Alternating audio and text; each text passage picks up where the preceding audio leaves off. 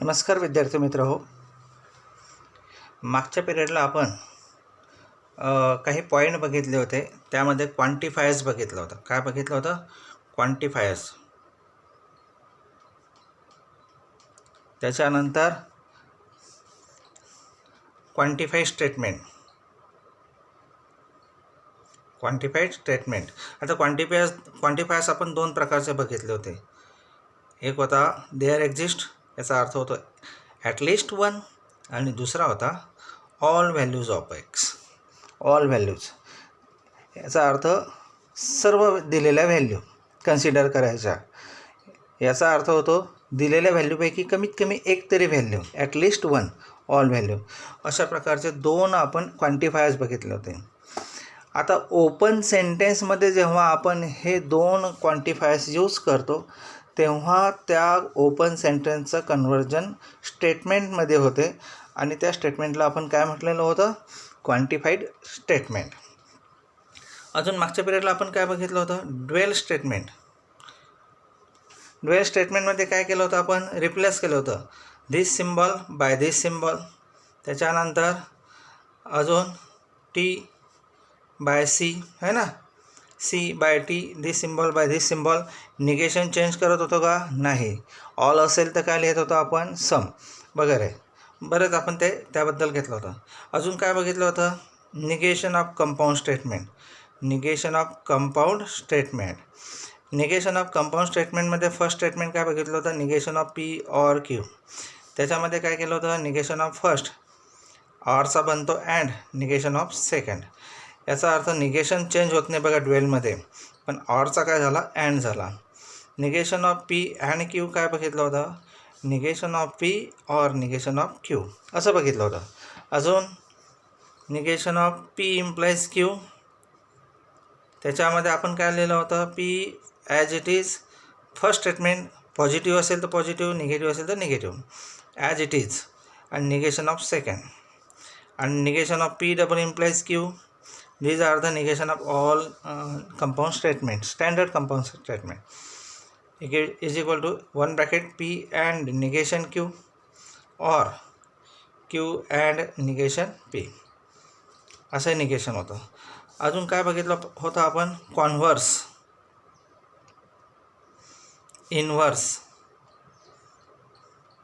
And contrapositive. कोणाचं? P implies क्यूचं. Converse काय होतं आहे? पी इम्प्लाइज क्यूचं कॉन्व्हर्स होतं क्यू इम्प्लाइज पी. कसं करायचं मी सांगितलेलं होतं. इफ सुरुवातीला इफ हा पीला जॉईंट होता, देन क्यूला. कॉन्व्हर्स करताना इफ हा क्यूला जॉईन करायचा, देन हा पीला जॉईन करायचा. इनव्हर्स काय होतं? Negation of P implies negation of Q. पीचं निगेशन घ्यायचं, त्याला इफ जॉईन करायचा. निगेशन घेताना नॉट लिहिणे आवश्यक आहे. देन लिहायचं आणि त्याच्यानंतर क्यूचं निगेशन. थर्डमध्ये कॉन्ट्रापॉझिटिव्ह. कॉन्ट्रापॉझिटिव्ह काय होतं? याच्या उलट. इफ जॉईन करताना निगेशन क्यूला जॉईन करायचा, देन जॉईन करताना निगेशन पीला जॉईन करायचा. हे कॉन्व्हर्स, इन्व्हर्स आणि कॉन्ट्रापॉझिटिव्ह आपण बघितलं होतं. अजून काय आपण स्टडी केला होता? त्याच्यामध्ये सर्किट डायग्रामचा स्टडी केला होता. सर्किट डायग्रामचा स्टडी परत मी एकदा सांगणार आहे जेव्हा त्याची एक्सरसाइज येईल त्यावेळेस. आता तुरंत आपल्याला कॉन्व्हर्स, इन्व्हर्स, कॉन्ट्रापॉझिटिव्ह, नंतर negation of compound statement, dual statement आणि क्वांटिफायर याबद्दलचं आपण काय न्यूमेरिकल घेणार आहोत, एक्सरसाइज सॉल्व करून घेणार आहोत. ती एक्सरसाइज म्हणजे 1.3. एक्सरसाइज किती आहे? 1.3. आपण आता ती सुरू करणार आहोत. लक्ष द्या. एक्सरसाइज 1.3. एक्सरसाइज 1.3मध्ये बघा फर्स्ट क्वेश्चन आहे. एक्सरसाइज 1.3मध्ये फर्स्ट क्वेश्चन्स काय दिलेलं आहे? फर्स्ट क्वेश्चन दिलेला आहे if A is equal to, याचा अर्थ सेट ए दिलेला आहे तुम्हाला. सेट एमध्ये काय दिलेलं आहे सांगा बरं? 1 3 7 9 11 1 5 3 नाही 1 नाही आहे, 3 5 7 9 11 12 11 12 11 12 आहे. ठीक आहे, असेल 11 12. Determine truth value of the following. एक सेट दिलेला आहे, त्याच्यामध्ये काही व्हॅल्यू दिलेलं आहे. त्याच्यातल्या त्या सेटमधल्या व्हॅल्यू पुटअप केल्यानंतर हे स्टेटमेंट ट्रू होते का फॉल्स होते ते बघूया. ट्रू असेल तर ट्रू लिहायचं, फॉल्स असेल तर. बघा आता नुसतं एक्स मायनस 8 इक्वल टू 1 एवढंच दिलेलं असतं तर हे ओपन सेंटेन्स झालं असतं, पण त्याला आपण क्वांटिफाय जॉईन केल्यामुळे काय झालं, हे एक स्टेटमेंट तयार झालं. फक्त ते ट्रू आहे की नाही फॉल्स आहे हे चेक करायचं. ट्रू आणि फॉल्स हे कुठून चेक करणार आहे, that taking the values of A. आता बघा फर्स्ट क्वेश्चन आहे, देअर एक्झिस्ट एक्स, कमीत कमी एक्स बिलॉंग्स टू ए. याचा अर्थ एक्स नावाचा जो नंबर आहे तो एशी बिलॉंग करतो आणि तो असा आहे की such that x minus 8 equal to 1. याच्यामध्ये कमीत कमी एक नंबर तरी असा पाहिजे की जो इथं पुट केल्यानंतर त्याच्यातून 8 मायनस केल्यानंतर 1 राहतो. सगळ्या व्हॅल्यू नाही आहे, ॲटलिस्ट 1. देअर एक्झिस्टचा अर्थ काय होतो, ॲटलिस्ट 1. आहे का कोणता नंबर बघा बरं. एक्स इजिकल टू 3 पुट केल्यानंतर 3 मायनस 8 नाही, कमीत कमी एक तरी पाहिजे. 5 minus 8 not 1, 7 minus 8 not 1, 9 minus 8 1. आहे की रे, एक नंबर सापडला की कोणता, 9. कमीत कमी एक पाहिजे ना, ॲटलिस्ट 1. याचा अर्थ काय झाला, since x is equal to 9 हा जो नंबर आहे तो बिलॉंग्स टू ए आहे ना, आणि सॅटिस्फाय करतो. काय करतो सॅटिस्फाय, द गिव्हन इक्वेशन कोणता आहे सांगा, एक्स मायनस 8 इक्वल टू 1. कमीत कमी एक तरी नंबर सापडला आपल्याला, ॲटलिस्ट 1 नंबर जो एशी बिलॉंग करतो तो या इक्वेशनला सॅटिस्फाय करतो. म्हणजे याचा अर्थ लेफ्ट हँड आणि राईट हँड तो नंबर पुट केल्यानंतर सेम येतो. याचा अर्थ काय आहे, यांचं म्हणणं होतं कमीत कमी एक तरी पाहिजे. आहे का तरी एक तरी, हो आहे. याचा अर्थ स्टेटमेंट त्यांच्या म्हणण्यानुसार कसं आहे, ट्रू आहे. Therefore truth value of this statement is true. या स्टेटमेंटची ट्रूथ व्हॅल्यू काय आहे, ट्रू आहे. आता पुढचा प्रश्न बघा. आता मात्र सिम्बॉल काय दिलेला आहे, उलटा ए. उलटा एचा अर्थ होतो ऑल व्हॅल्यू एक्स, सगळ्या व्हॅल्यू एक्स. पण एक्स कुठून घ्यायचे आहेत, तर बिलॉंग्स टू ए. म्हणजे याचा अर्थ एशी बिलॉंग असलेल्या ह्या सगळ्या व्हॅल्यू यांना आपण काय नाव दिलं, एक्स. बरं, आता त्यांचं म्हणणं आहे की ह्या एक्स घ्यायचा म्हणजे ह्या सगळ्या व्हॅल्यू घ्यायच्या, इथं पुटअप करायच्या आणि हे आन्सर किती आलं पाहिजे, इव्हन नंबर. चला एक एक पुट करून पाहू. X is equal to 3 put up केला आपण, 3 दिसतो नाही तर 3चा स्क्वेअर किती होतो, 9. 9 प्लस 3 12. इव्हन नंबर दिसतो, इव्हनच पाहिजे ना आपल्याला. बरं 5चा स्क्वेअर किती होतो, 25. 25 प्लस 5 30. Even number, correct. परत 7चा स्क्वेअर 49. 49 plus 7 49 plus 7 56. पुढं 9चा स्क्वेअर 81, बरोबर का. 81 प्लस 8 81 प्लस 9 ना, 81 प्लस 9 90. परत 11चा स्क्वेअर 181 121 121 प्लस 11 121 131 32 132, बरोबर का. आणि पुढं 144 प्लस 12 44 154 156. आता मला सांगा, ह्या सर्व नंबर्स कसे इव्हन आहे आणि त्यांच्या म्हणणंसुद्धा कसं आहे, इव्हन नंबर आहे. ह्या सर्व व्हॅल्यू याच्यामध्ये पुट केल्यानंतर ॲन्सर इव्हन आलं का, हो आलं. म्हणजे द गिव्हन स्टेटमेंट, याचा अर्थ लिहायचा all value belongs to all values of x which belongs to a satisfy given condition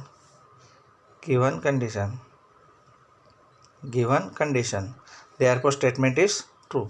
Truth statement is true किंवा truth value of the statement is true. बघा आता इथे काय म्हटलेलं आहे, देअर एक्झिस्ट कमीत कमी एक तरी नंबर याच्यामध्ये असा आहे जो बिलॉंग्स करतो एला, एशी बिलॉंग आहे म्हणजे एच्या सेटमध्ये आहे असा एक तरी नंबर ज्याचा स्क्वेअर लेस दॅन 0 आहे. चेक करू आपण. 3चा स्क्वेअर 9 लेस दॅन 0 आहे का नाही. आता या सर्वांचे स्क्वेअर इथे लिहिले होते ना, 25 49 81 121 144. हे 0पेक्षा स्मॉल आहे का, नाही आहे ना. म्हणजे याचा अर्थ त्याचं म्हणणं आहे म्हणजे एकही व्हॅल्यू नाही, याचा अर्थ हे स्टेटमेंट फॉल्स आलं आहे.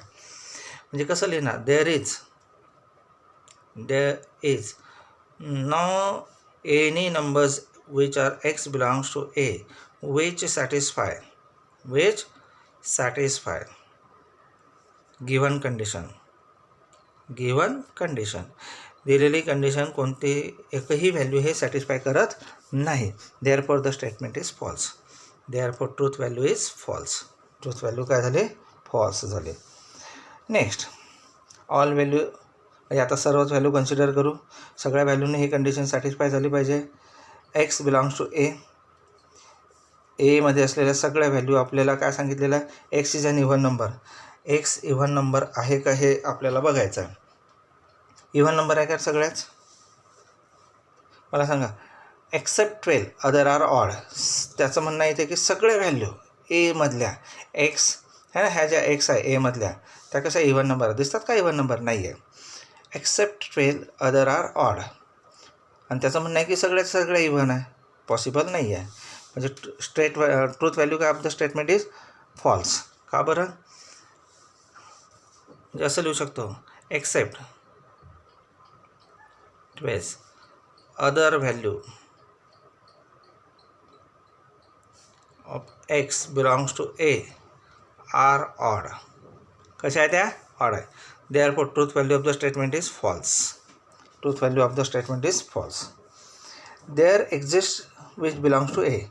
देअर एक्झिस्टचा अर्थ होतो ॲटलिस्ट वन तरी एसी व्हॅल्यू आहे का याच्यामध्ये, such that 3x + 8 is greater than 40. म्हणजे ती एक्सची व्हॅल्यू घ्यायची, इथं लिहायची, त्याचा ॲन्सर 40पेक्षा जास्त आलं पाहिजे. अशी कमीत कमी एक तरी व्हॅल्यू आहे का बघू आपण. पहिली व्हॅल्यू किती आहे? 3. 3 3 जा 9. 9 + 8 17. मोठी नाही आहे, सोडून द्या. 5 घेतले 5. 5 3 जा 15. 15 + 8 23. नाही चालत. नंतर 7. 7 3 जा 21. 21 + 8 29. परत मोठी नाही आहे. 9. 9 3 जा 27 + 8 35. 9 पण सोडून द्या. 11 3 जा 33 + 8 ग्रेटर दॅन 40 आहे ना. आणि 12 पण याच्यापेक्षा मोठी येते. याचा अर्थ 11 आणि 12 ह्या काय करतात? गिवन कंडिशन सॅटिस्फाय करते. आणि यांचं म्हणणं कमीत कमी एक तरी आहे का? एक नाही आहे, 2 व्हॅल्यू दिसतात. याचा अर्थ काय लिहू शकतो? Since x is equal to 11 आणि 12 दिसतात का? x इज इक्वल टू 11 लिहिलं तरी 40पेक्षा मोठा. ॲटलिस्ट 1 पाहिजे. आपल्याकडे 2 मिळाल्या, आनंदाची गोष्ट आहे. Belongs to A, satisfy given condition. अरे 11 आणि 12 इथे पुट केला तर 40पेक्षा मोठं दिसतं आहे ना. याचा अर्थ ह्या 2 व्हॅल्यू काय करतात? या इक्वेशनला सॅटिस्फाय करतात. म्हणजे यांचं म्हणणं आहे ग्रेटर दॅन पाहिजे 40, तर ग्रेटर दॅन 40 येते ना याच्यामुळे. येतं की नाही? इथे हा सिम्बॉल दिला, याचा अर्थ कमीत कमी एक तरी पाहिजे या सेटमधला. इथे एक नाही आहे, 2 आल्यात. त्यामुळे ऑलरेडी हे स्टेटमेंट काय झालं? ट्रू झालं. Satisfy given condition. Therefore truth value of this statement is true. या स्टेटमेंटची ट्रूथ व्हॅल्यू काय झाली तुमची? ट्रू. त्यांचं म्हणणं होतं एकच पाहिजे, ॲटलिस्ट 1. ॲटलिस्ट 1 आलंच नाही. 11 पण आला, 12 पण आला. ॲटलिस्ट कमीत कमी 1. 2 चालतील, 3 चालतील, सगळंच चालते. आता अजून पुढे बघा. All values of x belongs to A. एमध्ये असलेल्या सगळ्या व्हॅल्यू ज्या एक्स आहे आणि त्यांना एक्स मानू आपण. एमधल्या सगळ्या व्हॅल्यूंना एक्स नाव द्यायचं. आणि एक्स इथं पुट केल्यानंतर त्यांचं आन्सर किती येतं? 14पेक्षा जास्त. सगळ्यात तिथं स्मॉल नंबर कोण आहे? 3. 3 जर पुट केला तर काय होणार आहे? 3 2 जा 6. 9 + 6 किती होतात? 15 होतात. म्हणजे सगळ्यात स्मॉल नंबरने सुद्धा ॲन्सर 14पेक्षा ग्रेटर येतं. ऑब्वियसली 9 3पेक्षा मोठे जे आहे 5 7 याने तर मोठा येणारच आहे. याचा अर्थ ऑल व्हॅल्यू जो दिसतात ना एच्या, त्या सॅटिस्फाय करतात ह्या कंडिशनला. याचा earth the given condition is satisfied by all x which are belongs to a. Therefore truth value of statement is true. स्टेटमेंटची ट्रूथ व्हॅल्यू काय झाली? आपली ट्रू झाली. इथं लक्षात आलं? समजलं काय काय केलं आपण? इथल्या व्हॅल्यू एक्स मानल्या, एक्सची व्हॅल्यू इथं पुट केली. याचं म्हणणं होतं कमीत कमी एक तरी पाहिजे, एक मिळालं म्हणून हे ट्रू झालं. इथे सगळ्या व्हॅल्यू की इव्हन नंबर येतो. हो, इव्हन येतोच. याचा अर्थ याचं ट्रूथ व्हॅल्यू काय झाली? ट्रू झाली. म्हणजे एक्स ह्या व्हॅल्यू एक्स मानायच्या ज्या एशी बिलॉंग्स करतात. तिसरं काय झालं? लेस दॅन 0. कमीत कमी 3 आहे, 3चा स्क्वेअरसुद्धा 9 होतो, जो ग्रेटर दॅन 0 आहे. मग 3चा स्क्वेअर जर ग्रेटर दॅन 0 आहे तर ऑब्व्हियसली सगळ्यांचं स्क्वेअर ग्रेटर दॅन 0 येणार आहे. म्हणजे कमीत कमी एकही व्हॅल्यू अशी नाही की जी या कंडिशनला सॅटिस्फाईड करेल. इथं काय दिसतं, x is an even number. सगळ्या व्हॅल्यू याच्यातल्या ऑल व्हॅल्यू म्हटलेल्या ना या एक्स म्हणून मानलेल्या सगळ्या व्हॅल्यू इव्हन नंबर आहे काय? बिलकुल नाही आहे, ऑड नंबर आहे. 12 सोडला तर बाकीचे कसे आहे? ऑड आहेत, म्हणून हे फॉल्स. आता इथं ॲटलिस्ट 1 म्हटलेलं आहे. असा एक तरी नंबर आहे की जो या कंडिशनला सॅटिस्फाय करतो. एक्सची व्हॅल्यू इथं 3 टाकली, 4 टाकली, 5 टाकली, असं करता करता 11 आणि 12ला मात्र या लेफ्ट साईडची व्हॅल्यू या 40पेक्षा जास्त येते. इथं ॲटलिस्ट 1 म्हटलेलं आहे, ॲटलिस्ट 1 आलं आहे आपल्या आन्सर, म्हणजे 2 आहे. आणि इथं ऑल व्हॅल्यू ज्या एक्स मानलेल्या आहेत तर इथं पुट केल्यानंतर त्याचा आन्सर 14पेक्षा जास्त येते का? येते. याचा अर्थ ते काय झालं? स्टेटमेंट ट्रू झालं. आता ड्युएल स्टेटमेंट बघायचं आपल्याला. ड्युएल स्टेटमेंटमध्ये मी सांगितलं होतं अँडचा ऑर बनायचा, ऑरचा and, negation as it is, बरोबर का? मग याचं ड्युएल स्टेटमेंट काय येणार सांगा? P and Q or R. Easy होतं? होय, इझी होतं. आता पुढचं बघा, मला सांगा बरं रे, इथं काय लिहिणार? अँडचं काय येणार? Or. Q as it is. परत इथे अँडचं काय येणार? ऑर येणार. आता इथं फक्त तेच करायचं आहे, अँडचं ऑर, ऑरचं अँड, त्याला ड्युएल स्टेटमेंट म्हणतात. इथे येणार आहे पी अँड क्यू, बरोबर. परत ऑर आला, आर अँड एस, झालं ड्युएल स्टेटमेंट. अजून काय पाहिजे? पुढं next page. Negation as it is असतं, फक्त अँडचं ऑर आणि ऑरचं अँड. मग आता सांगा इथे काय येणार आहे? पी अँडचा काय म्हणला? Or. Negation as it is. पुढं negation P or Q. Negation as it is. ऑरचा काय बनणार? अँड. क्यू अँडचा परत or. Negation R, or S, बरोबर का? आता इथे सांगा निगेशन पी, निगेशन तर चेंज करायचंच नाही. अँडचा बनला ऑर, परत negation Q, or, P and Q, परत ऑर, निगेशन आर. समजतंय ना काय चाललं आहे? निगेशन चेंज करायचं नाही. Negation of P and Q, bracket complete, or. इथे काय आला? Or. P and negation Q or negation S. इथे सांगा सीच्या जागेवर का लिहिणार आहे? सीच्या जागेवर काय सांगितलं होतं मी? टी लिहायला. सीच्या जागेवर काय सांगितलं होतं? T. Right T at the place of C. मग काय होणार आहे? टी ऑर आला, अँड, बोला पुढे, पी, परत or, Q and R. these are the dual statement of the given statement. पुढे सांगा negation P and Q or R, परत अँडचा ऑर, टीचा काय होणार आहे? सी. आणि लास्ट सांगा आता P and Q and T. Finish. Question 3. Question 3 बघा. Write the negation of the following compound statement. ऑरचं हा एक रूल आहे. Negation of or, P or Q, negation of first and negation of second. आता इथे greater than आहे, एक तर less than or equal to लिहा किंवा असं कट करा, त्यालाही ग्रेटर दॅन. मग मी असं लिहितो negation of this statement. Negation of कोणाचा? This statement and this statement. बरं ठीक आहे, डायरेक्ट लिहितो. काय येणार सांगा? निगेशन ऑफ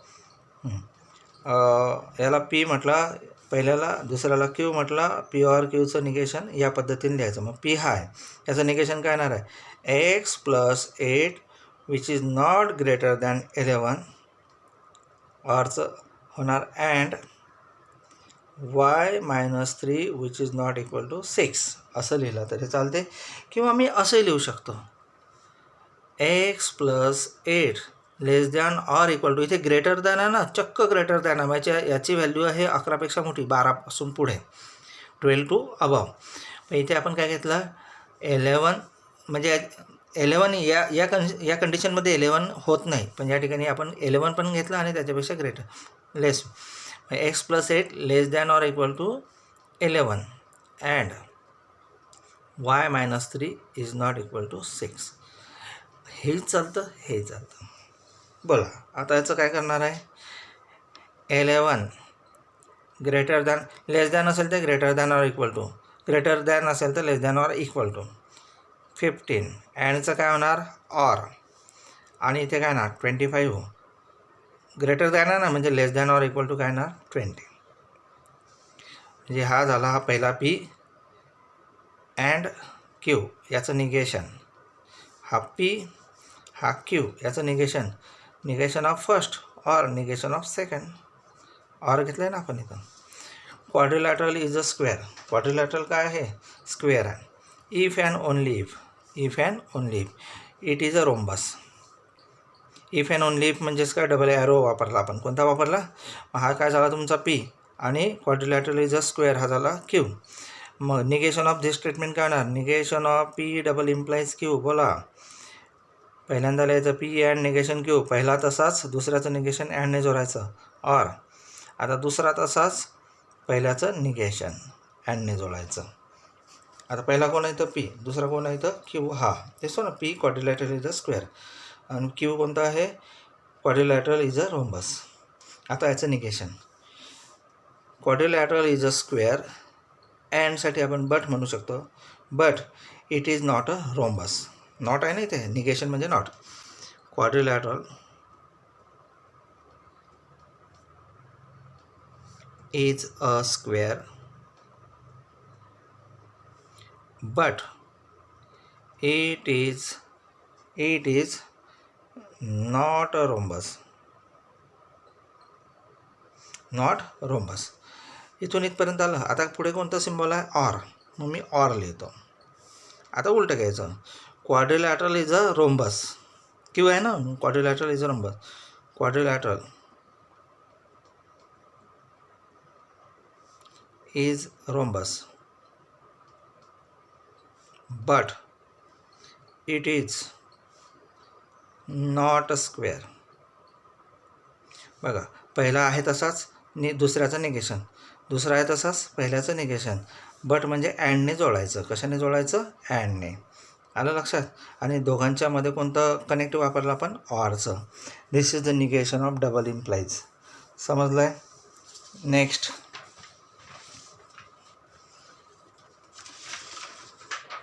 स्टेटमेंट आहे, it is cold and raining. इथे आता पहिल्यांदा सांगा, इट इज कोल्ड अँड आहे, अँड म्हणजे याचा अर्थ अँडने जोडला आहे. पहिल्यांदा पी कोणता आहे सांगा, इट इज कोल्ड. आणि क्यू कोणता आहे, it is raining. It is cold आहे ना, आणि क्यू इट इज रेनिंग. हे लक्षात ठेवा. हे अँडने जोडलं तर negation of P and Q काय होणार आहे सांगा, P and Q. Negation of P and or negation of Q असं होणार आहे. Negation of P or negation of Q, negation of पहिला ऑर निगेशन ऑफ दुसरा असं येणार ना. मग सांगा आता काय येणार आहे, निगेशन ऑफ पहिला, it is not cold, not cold. Or पुढं इट इज न लिहिता आपण जॉईन करू शकतो, not raining. It is not cold or not raining. पुढं इफ, अरे इफ आला याचा अर्थ देन असेलच. इफ देनने जोडला, पी हा झाला P, it is raining. Then हा झाला क्यू, कोणता आहे तो Q, we will go and play for football. आता निगेशन, इफ देनचं निगेशन काय आहे, इफ देनचं निगेशन आहे P and negation Q. P and negation Q. P आहे तसाच म्हणजेच काय येणार आहे, it is raining. It is raining. P आहे तसाच ना, इट इज रेनिंग. पुढं कोण आहे, अँड. अँड अँड पुढं काय, we will not go and not play. Not go or and आला परत इथे. हां, we will not go or not play football. बघा समजलं. इट इज रेनिंग पहिला आहे तसाच, अँडने जोडला, दुसऱ्याचं निगेशन. इथे दोन स्टेटमेंट अँडने परत जोडलेलं आहे, म्हणजे असं लिहू शकतो we will not go or not play football. आता इथे काय दिलेलं आहे, √2 इज अ रॅशनल नंबर. एकच स्टेटमेंट आहे, जॉईंटचं करायची गरज नाही. मग जर याला पी म्हटलं त्याचं निगेशन काय होणार आहे, negation P. Let this statement is P. Therefore याचं स्टेटमेंट काय येणार, निगेशन काय येणार, निगेशन पी. म्हणजे या स्टेटमेंटला काय लावणार आहे आपण, निगेशन. निगेशन म्हणजे नॉट, ॲप्रोप्रिएट ठिकाणी. मग याचं निगेटिव्ह काय येणार आहे, √2 is not rational number. Rational number. √2 is not natural number. Next काय आहे, all natural numbers are whole numbers. सगळे नॅचरल नंबर्स कसे आहे, होल नंबर आहे, सगळेच आहे. ऑलच्या ठिकाणी मी काय सांगितलं होतं, सम वापरायचं. काय वापरायचं, some. Some natural numbers are not whole number. निगेशन आलं की नॉट लिहायचं. एकच आहे ना याच्यामध्ये स्टेटमेंट. एकच स्टेटमेंट असेल तर नॉट वापरा, रूलची गरज नाही आहे. फक्त ऑल असेल तिथे सम, सम असेल तिथे ऑल. Hole number. आलं लक्षात. आता इथे हा सिम्बॉल आहे तर डायरेक्ट हा वापरून टाका. परत काय ना, there exist x belongs to n. There exist n belongs to n. N म्हणजे असे नंबर दिसतात ना जे नॅचरल नंबरशी रिलेटेड आहे. बरं, आता निगेशन करताना परत हा सिम्बॉल तर रिप्लेस केला, आता इथे कुठेतरी नॉट लिहायचा. मग काय येणार, सच दॅट. अशा प्रकारे n² + n+2 is not divisible by 4. एकच स्टेटमेंट होतं, जॉईंट नव्हतं, दोन स्टेटमेंटचं. त्यामुळे फक्त योग्य ठिकाणी नॉट वापरला. ऑल व्हॅल्यूच्या ठिकाणी देअर एक्झिस्ट, ऑलच्या ठिकाणी सम. सिम्बॉलच्या ठिकाणी लक्ष ठेवा. लक्षात. ॲप्रोप्रिएट ठिकाणी n वापरला आपण, नॉट. आणि लास्ट बघायच्यात ऑल व्हॅल्यूज आहे, नाही सम व्हॅल्यूज आहे, याचा अर्थ देअर एक्झिस्ट ॲटलिस्ट 1 आहे. सिम्बॉल वापरून टाका, x belongs to n, such that. आता ह्याचं निगेटिव्ह एकतर हा सिम्बॉल ठेवून कट करा किंवा greater than or equal to लिहा. मग मी काय लिहितो, x - 17 greater than or equal to. इथे इक्वल टू नसेल मग त्यामुळे घेतलं आपण 20. याला निगेशन असं म्हणतात. हा लक्षात. तर एक्सरसाइज तुम्ही परत रिवाईज करा, तुम्हाला परत समजून जाईल. ते 1-2दा रिवाईज केली लक्षात येईल. आता क्वेश्चन नंबर 4 आपण नेक्स्ट पिरियडला बघूया. लक्षात. ओके.